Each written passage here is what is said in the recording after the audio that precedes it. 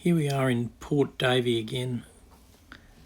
These are the beautiful Ashley Point caves that actually face west and southwest into Port Davey. As you can see, we had an absolutely terrific day. There was absolutely no wind at all and very little swell, which allowed us to get really close to these sheer cliffs and caves. And eventually we found some caves that we could actually enter quite safely, and they were absolutely spectacular. Interesting enough, Port Davey is the entrance to Bathurst Harbour and the Davey River to the north, and it was originally discovered by Marion de Fresnay when he sailed past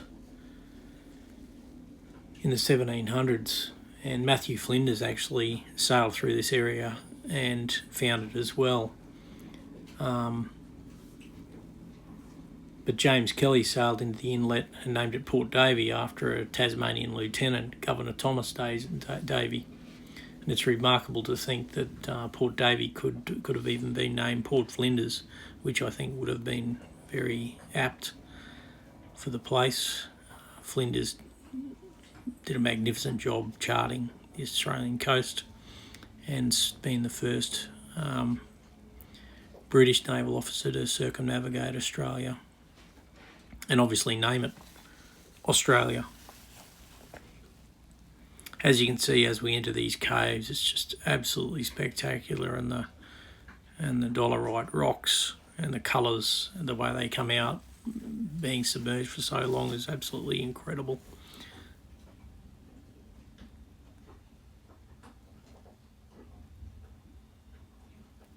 We're basically making our way to the south down to Bracy Island, which is the entrance point to the Bathurst Channel and ultimately into Bathurst Harbour. I thoroughly recommend, if you get a really good day in Port Davey, that this is a trip well worth doing. It only takes an hour or so, but you're rewarded by some of the most spectacular scenery you'll ever see.